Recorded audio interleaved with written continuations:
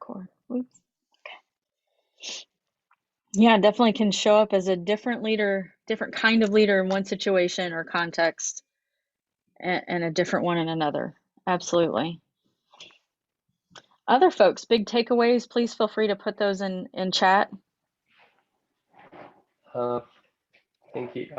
For me, the biggest takeaway is follow the leader is not the only one leader among the group, but the even follower can take her leadership part of it.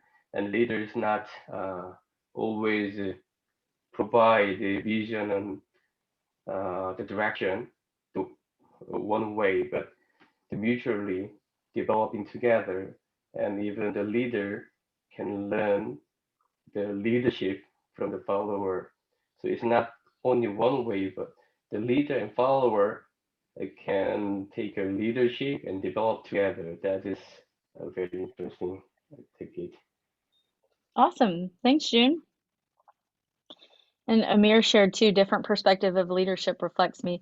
The leadership is a central function of management and drives to enhance productivity. Absolutely. If you have a poor leader, productivity suffers. Backbone of the management and maximize efficiency to achieve an organizational goal. Absolutely. Thank you, Amir. Yeah, productivity is an interesting thing. Is skillsoft.org universally acceptable or not? I don't know that I've ever seen, I've seen iLearn or learn something from LinkedIn, but I've not seen Skillsoft. Daniel, that's interesting.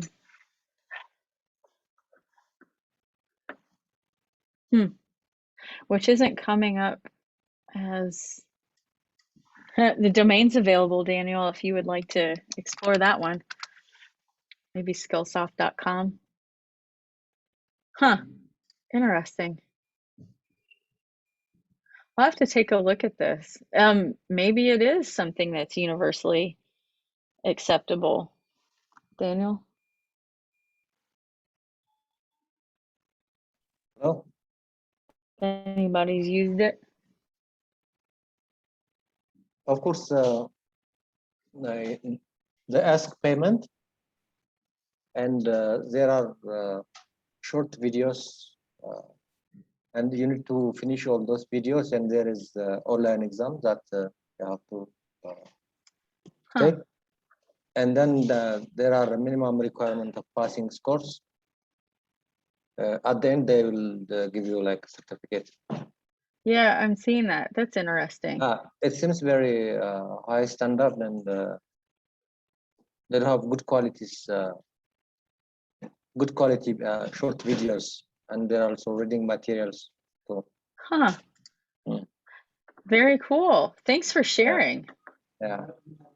Thank you. And a whole section on leadership and power skills, folks. So does skillsoft.com.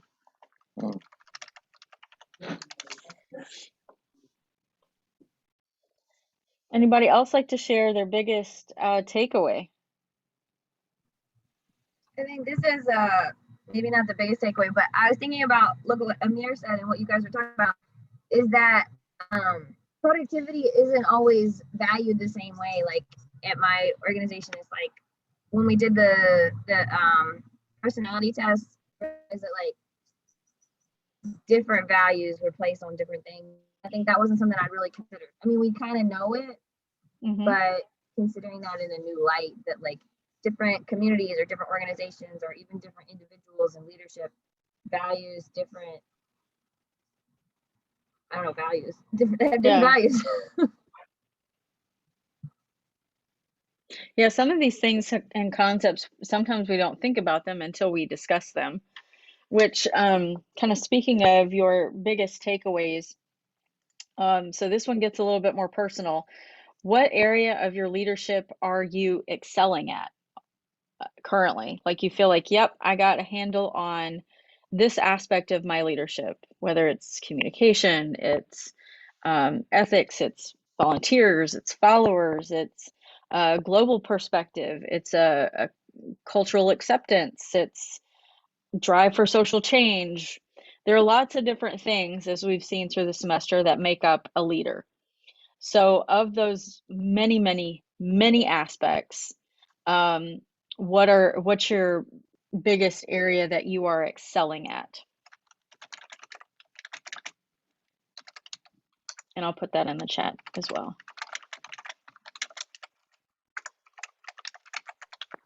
I think mine would be the ethics portion, considering of the terrible employers that I've worked for and learning from them what not to do and how to be an ethical individual. So I think that's the one I would consider myself striving at.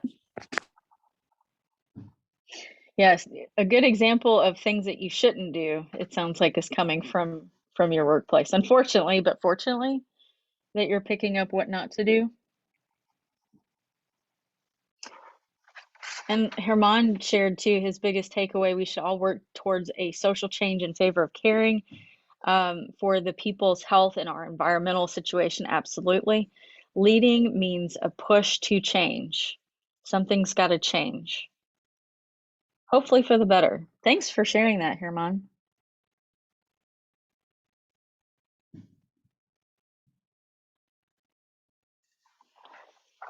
What areas of leadership are you excelling at or doing well in?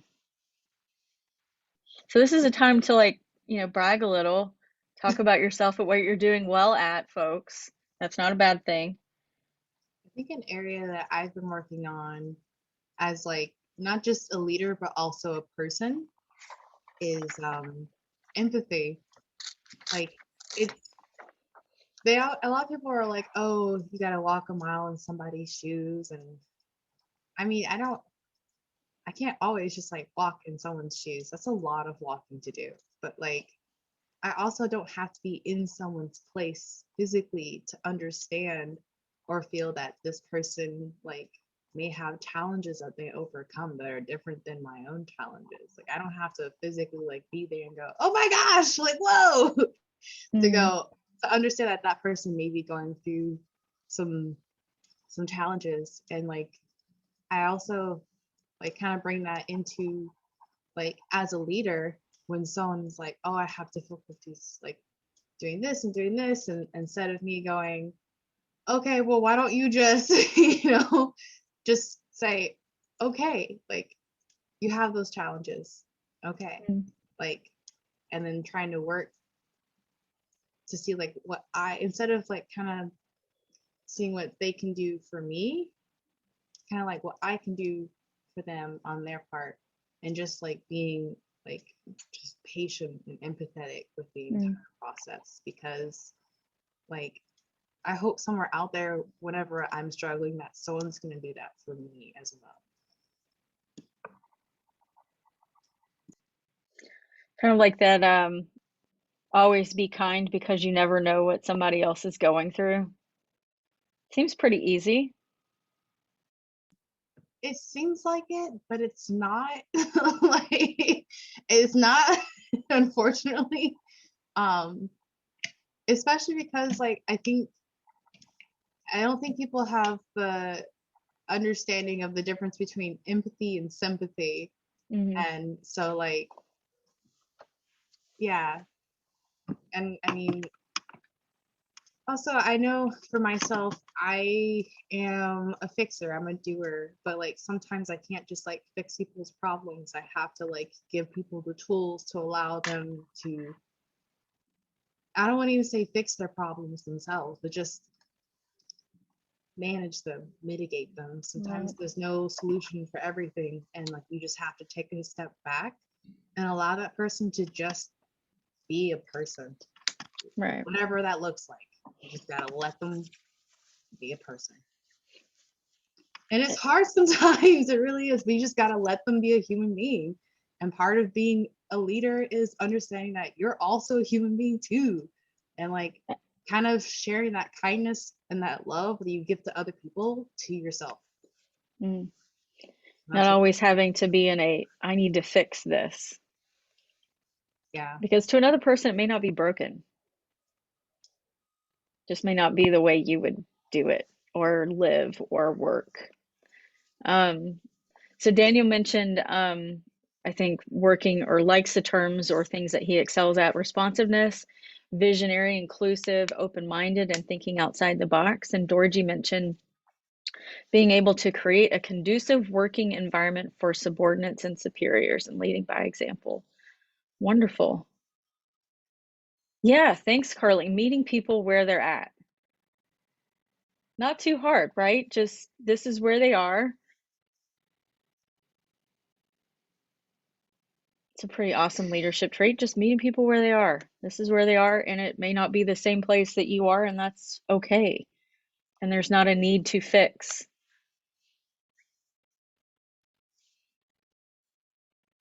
Which is hard, I think, for a lot of folks in this group, because you want to help. You all are very much helping personalities. You want to make sure that people are okay or doing well.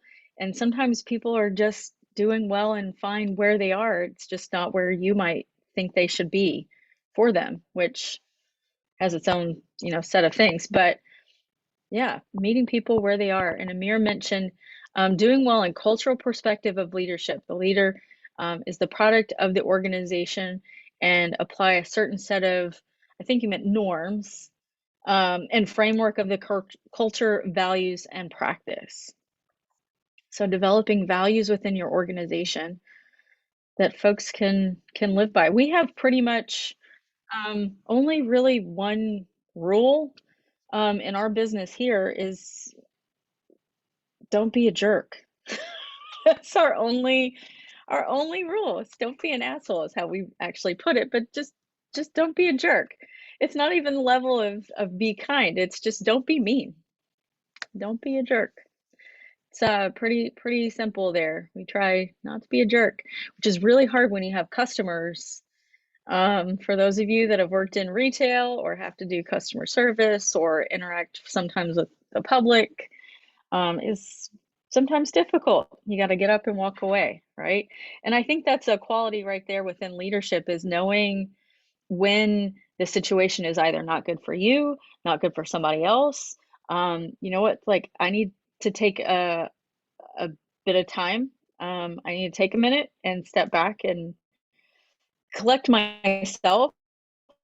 Like, if you get scared, you get irritated. We all know that feeling, right? You can feel it bubbling and boiling, and it's just like, I have to remove myself, which, being so self-aware to recognize that is I think, a great quality in developing as a leader, to be like, you know what? We're gonna come back to this after a little bit, rather than put all of your emotion into it as well. So Daniel, you asked about additional references on a leadership inventories. So there are many. I do like, so this one usually costs, and again, this is very American based, I think, is the DISC profile, DISC. In addition to the Myers-Briggs, I think there's so much there that you can apply to being a leader. The DISC profile I've used with a couple of different boards of directors, specifically one where I was the ED, because we had so many different personalities in leadership roles. So the entire board of directors is a group of leaders who, of course, are contributing their time. Sometimes their employer allows them to contribute that time as paid time. But because we had so many different personalities and not really fully understanding how people were coming to the table, we had everybody do a DISC profile and really understand if they were, and I can't remember what all of the letters stand for, other than, see, dominant, and I can't remember the rest. If you Googled it, you certainly will be able to find it. And what we actually did with those, because there's 4 distinct colors, like red, yellow, blue, green, or green, blue, I think in that order. And we put that on everybody's, we all knew everybody's names, but everybody had like a nameplate whenever we had meetings. And it had right on the side of their name, their DISC profile. And it's like a little bar chart of the red, the yellow, the green, and the blue. And so we had some people that were sky high dominant people, And we had other people that were like, nope, I'm complete opposite of that. And so, which made for a good balance. But at times, like if you didn't know how somebody was going to come to a situation, then you didn't know what to expect. And some people were caught off guard by even those personality, um, I want to say conflicts, but differences in leadership, because all of them have to share amongst decision making and leadership. And so we specifically put those on their nameplates in board meetings so that you, one, understood from what perspective this person was coming from, but also how to balance your reaction. So if I'm a dominant person and I am trying to respond to someone who is not, I might temper my comments or be very cognizant of the fact that I might be taken in such a harsh way that this is not going to be productive. And we found that very, very helpful amongst all of those leaders to know what that DISC profile was. I've seen same thing with Myers-Briggs. And again, those are personality types, not necessarily leadership types, but we've used them in leadership situations where they've been very helpful. So those two are really my favorites. And in fact, for employment, people have to do DISC profiles frequently. And if anybody has other ones that they want to share with Daniel, please put those in the chat too. Those inventories are helpful whenever you look at them from, again, your context to say, okay, how is this useful? Not like, what is the information? But if I know somebody is a very dominant personality, I personally like in how I respond to them, because I'm not, I think, no, I can't remember the I. I take, how they say things very harshly or how they put things. And so when I have a conversation with a D, I have to maintain a frame of reference to say this is not personal. How they, their tone, and say how fast they talk or how aggressive they might be about an idea is not at me.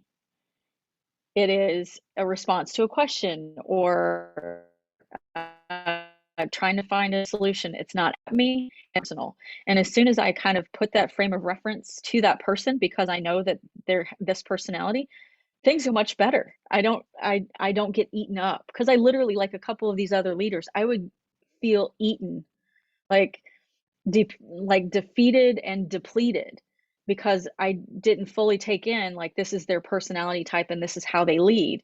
And as soon as I did that, I felt a lot better talking to this person, like, okay, this is just how they are and this is their baseline, and so I need to remember that and just respond appropriately.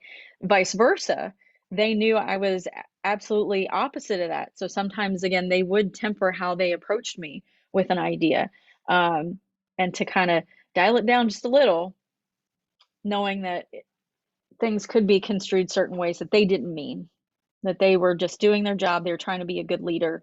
They were trying to make an impact, and do good work. That's, what everybody was there as a leader to do, was to do good work. So Fabian mentions encouraging and creating good work environment and set up good and clear communication, push people to meet their goals, and promote autonomy and recognize good work. Absolutely. Just let people do their job, I think, is a great sign of a leader. Is they hire somebody because of their skills and their expertise, and they let them do their job. That says a lot more about the leader, I think, than a follower or a subordinate, however an employee, you want to look at it from a staff solution. Other areas that you feel that you're excelling at as a leader. Maybe it's like one facet. Casey mentioned ethics. Ivy mentioned empathy. Fabian mentioned a good work environment.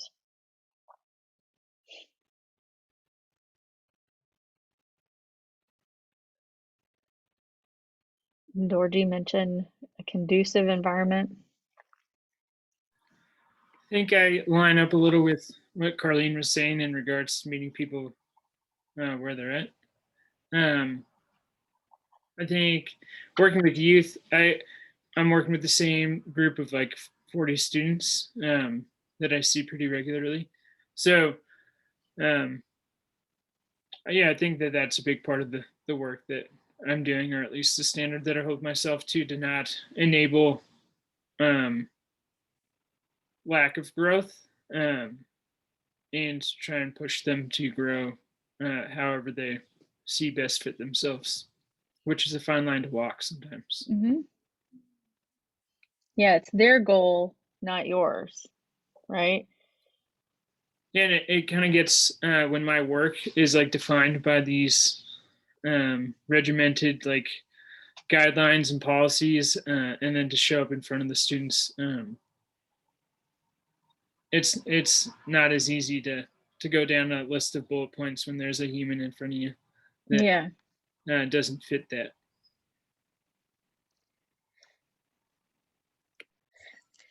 Matt, that also makes me think of recognizing people as experts in their own lives. Like they Mm-hmm. know where they want to be and where they want to develop. And I know, at least in my organization, part of my job is just supporting them and getting where they want to be, not necessarily where I think they should be. Yeah, I think also to keep going off of that, I think that that might be a downfall of working with youth, of like thinking that youth don't know Mm-hmm. what they want, and while it might not be as clear as we think that it should be, I think that that is maybe a product of like when we see adults grow or at their final stages of growth, these challenges and frustrations that they're dealing with aren't happening at a younger age because of this I don't know, pre-scheduled life. Right, like when they do inventories for kids that are like 13 and like, here's your career. Like you're 13, right? All you're supposed to really be doing at 13 is not get into a lot of trouble and like go to school and do what you want to do that's not illegal. Like that's what a 13-year old is supposed to do, I think. There's what were we saying in one of my clients, that every person is uh competent, um and something else. Like everybody is capable of making decisions for themselves, as opposed to us making it for them. Yeah, and Casey, I think it was probably what the ASFAB that they make us take in like middle school. Yeah, I would have been an excellent car repair person, which sounds really interesting, but definitely was not where I ended up. Yeah, so quit projecting things that are supposed to be for adults onto like a 12-year-old. Like they ask my 8-year-old, like, hey, what do you want to be when you grow up? I'm like, why are you putting all this pressure on that they're supposed to be this thing? I mean, yeah, it was supposed to be like fun and everything.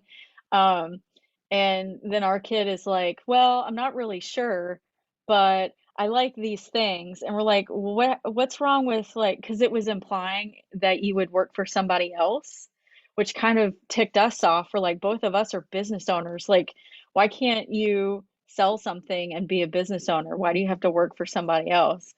Um, so that kind of blew her mind a little bit. And I'm sure her teacher wasn't appreciative because it was just supposed to be simple. And we're like, well, you're making it complex when you ask 8-year-olds what they want to be when they grew up and trying to say, well, how would you get there? And how do you define this? No, you're projecting being an adult on a second grader. Let's stop doing that. I also think recognizing that people are more than their careers. Mm-hmm. So questions more like, how do you want to be? I want to be kind. I want to be giving. I want to be a leader. I think are so much more valuable than I want to be a fireman or whatever that is. Mm-hmm. Absolutely. I think one of the, and this kind of goes to leadership because it's dependent on leadership.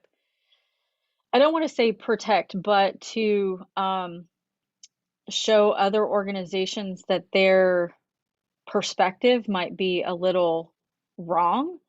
So in dealing with clients, you know, and them making their own decisions, we have these like insurance companies that are like, well, your clients need to take financial literacy and has to take financial education. We're like, we're just making sure that somebody doesn't die because somebody beats them. Like that's pretty basic. Um, and balancing your checkbook's not higher on a priority if you don't have anything in a bank account to balance. So, you know, giving that perspective again that I think some of us have of like, well, you know, that's pretty, you know, a basic fundamental like thing that we don't need to tell adults sometimes to be able to do, that sometimes you just have to check people. And like you're coming at this from a perspective of privilege and think that you are all knowing when you have no concept of what some of these situations are for people that you think you're leading. And I think the same thing can be said for leaders that are like, well, this is the best way to do things, or this is how we do things, or my favorite, this is how we've always done them. So I think when we say we're excelling at some good things, I think that what you all have shared is excellent, that these are the things I do well. And so I think we have to sometimes remind those around us that just because it has worked for the past 50 years may not mean that it's going to continue to work. So I think that's part of our leadership as well, is to say something. Part of that change, you know, change isn't easy. So certainly something we as leaders need to make sure folks understand and recognize that things change and change is okay. All right, so last question of the morning before we conclude our semester, which is really odd to say.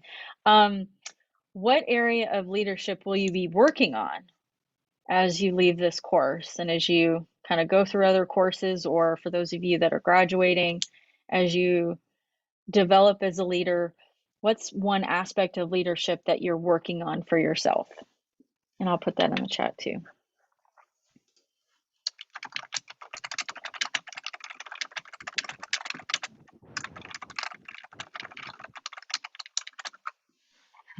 I'm not sure if this like is something we really covered, but like I need to be firmer as a leader.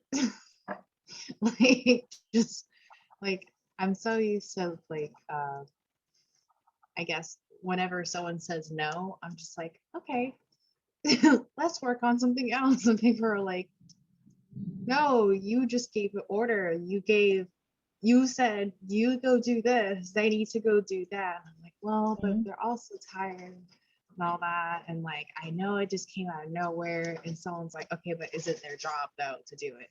Like, well, yeah, but you just told them to go do their job. They need to just go do their job. Like, yeah, asking somebody to do their job is not being mean. yeah, I get that, but I also like whenever someone like I'm like, hey, can you do XYZ, and someone says no, you know, I'm kind of like, okay, like so I have a really hard time, especially if I'm asking someone to do something that I don't like to do myself. I have a really hard time making people do things that I don't even want to do I don't even want to do it. Like, why would I make someone else do it? I don't want to do that. Yeah. I have that like image of like a boss that I like the bosses that I've dealt with in the past that are the narcissistic, do it exactly as I say because I said it. I may not even be right, but I said it, so I am right. And just go do it. And there's no like if you say, well, how about we do it this way? It's insubordination and you're gonna get fired and you're inadequate as a human being and also as an employee. And I cannot be that boss. And like those bosses will quit, like make you quit so fast. And like I'm not trying to mess with anybody's bag like that. So like I'm not trying to be the boss that makes somebody quit. Like I think if someone told me that like I made them so uncomfortable that they left a job position, I would see that as like a failure as a leader and also like as a human being in general. Like for somebody to just go, I can't work with you so much that like I will stop making money that I need to survive and leave here. Like that just sounds so awful to me.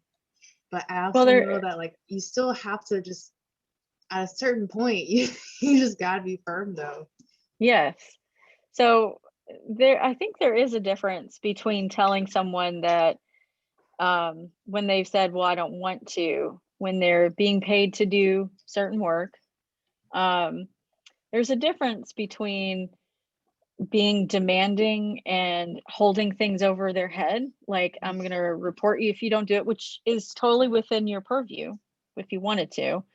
But putting it as, say, everybody has to do that same task at some point. Even if it's something that you don't want to do, but have you done it before? Like, if they've either seen it or you share with them, hey, I didn't enjoy it when I had to do it either, but it has to be done. And right now that is your job. And if you frame it that way, sometimes it's just easier. There are certain things that nobody like wants to necessarily do. There are some people, people don't want to clean the bathroom. They don't want to pull in carts from outside when it's raining. Like, but that's part of the job. That's what it is. Like, part of our job for folks here is literally putting books in a bag and taping them. It gets really boring after about 20. And we just do it. Like, that's what has to be done. Like, that's the job. That's what has to be working. And so when they see like me out there doing it, it's like, oh, well, okay. So sometimes it takes a little bit of that example too, of like, well, I'd do it. Don't want to, but I'll do it. Yeah. So yeah, being firm. So being like trying to figure out that line between being firm and just being like, I don't know, maybe like aggressive.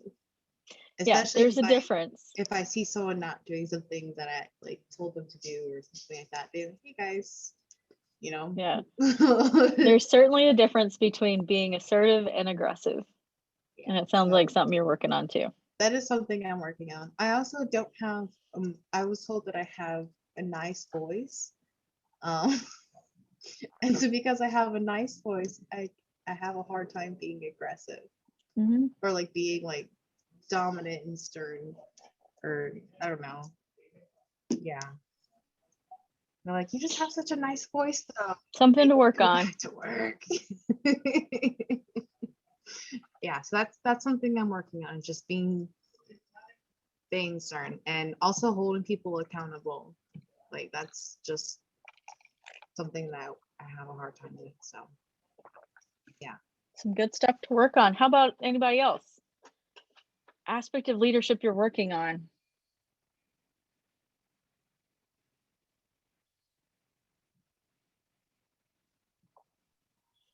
I think I get a little dismissive when I'm around other stronger personalities and just kind of, I see them, if they want to keep talking, I just kind of let them keep talking. And then I just kind of lose interest in participating in that process. But I think that also results in me losing an opportunity to share, and also for others to hear different perspectives.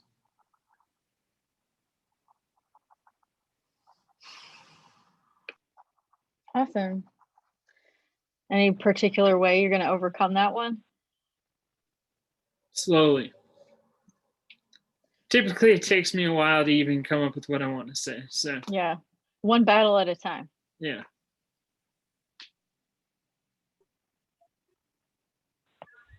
Two things I wanted to work with is one of them. Well, I know we talked a lot about maybe not recently, but in our lab, we did a lot about the ambiguity scale, and we talked about how we think that's important and like where we rank on that. So I think that's something I want to work on, is recognizing that everyone's is different, and like trying to give clarity when that's necessary and trying to be accepting of less clarity when that's appropriate. And then the other one I'm looking at my lab right now. The other one was on the LMX score analysis, and I think that one of the things is like, I'm looking through my notes. Sorry, y'all. It was like appreciating the people who are good leaders in your life, and then realizing where that leadership is lacking. And what we can do, like, even if there's not good leadership, or, you know, quote unquote good leadership, but even if we're not feeling like supported in the ways that we would have hoped, like, how can we still work with that? And then how to know when it's time to go. Like, kind of been an eye opener for me, I think, these past few weeks reading through these. Very awesome. Thank you. I think something that I struggle with is that I'm a very ambitious person, and I like to be competitive, and I think that comes off as aggressive sometimes. And I know I don't mean it to be that way, but I am. So I get told a lot that I can be pushy or bossy, and like, it doesn't mean to come off that way. I know what I want, and I'm going to get there and get what I want. So the way I'm trying to help that issue is be a little bit more empathetic for those who are not as dominant, that are more quiet about things, which is very difficult for me, but I'm working on it. It all starts with like your own self-awareness sometimes. Fabian shares, I think I have to work on being more courageous, because running a team is very important to know how to make decisions and always show an example to the people you work with. I want to be a leader who dares to take risks right on and learns constructive lessons. It will be important for me too to earn my team's trust. Awesome, Fabian. And Daniel shared growing and leading by example, style engineering and engineering inner capacity. Very nice.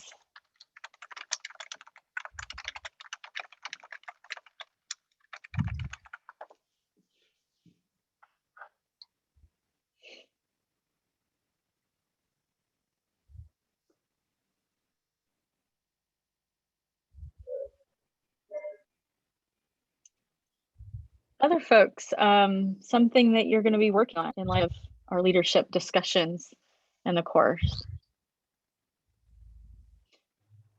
And Herman made a good suggestion I'm going to share with everybody, that I'll email out to the whole group your name and country that you're in, because I already have that in a spreadsheet, with your email address that you all have used for the course, so that folks can stay connected if you'd like, and fully encourage folks to connect on things like LinkedIn, if you do use that for professional networking as well.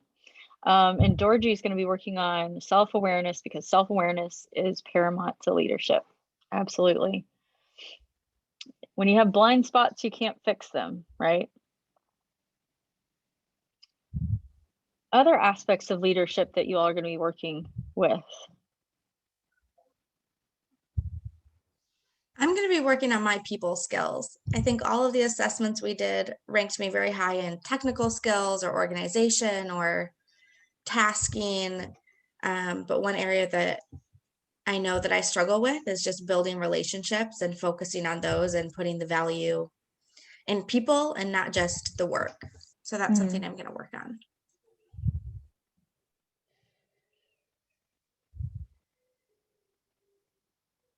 Very nice. Other folks, aspects of leadership that you're going to be developing in yourself. Amir mentions I would work on the leader member exchange. Awesome. Empower followership. I need to build up a strong team approach. And June says, I think I need to develop on self-control and sense of others. Very nice. So it sounds like we all have at least one thing we're taking away, one thing that we can be working on. We can always develop as individuals, right? Doesn't matter how old you are, how experienced you are, what level of leadership you hold, there's always the possibility, as long as you want to take it. I think that's the biggest piece there, is when you feel like you no longer need to grow or change, it is when you stop, I think, becoming effective at what you're trying to do. To think that, oh, well, I don't need to learn anymore, I don't need to help others, or I don't need to change anything. It's perfect the way it is. That's, I think, when we become less effective. Any other last things that you all want to share? Things that you're working on, things that you think we're excelling at, questions about leadership? Daniel asked about leadership inventories as well.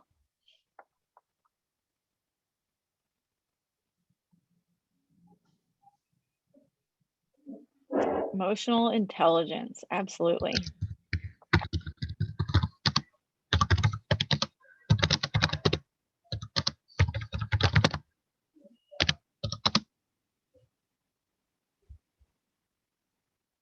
Any others, folks? All right, well, as we approach 10:30, just a reminder, please fill out your survey for the course. If you haven't already done so, give your feedback. It is greatly appreciated. Again, whether it is pros, cons, as long as it's constructive and can help develop the course in the future or make any changes for the better, awesome. All right, so I can't believe it's the end of the semester. It's been great to work with you all, great conversations, great learning. Congrats to the folks that are graduating. So Casey and Daniel, congratulations on finishing. Some great stuff, and it sounds like you all have an awesome summer ahead, and look forward to seeing some of you all in the fall. And it's been a pleasure. Congrats, guys. Thank you very much. Thank you, everyone. Have a great rest of your week. Thanks, Okay, thank you. too. Professor. Bye. Thank you. Thank you. Have a good Thanks. one. Bye. Bye. Thanks, everybody. Have a great summer. You too.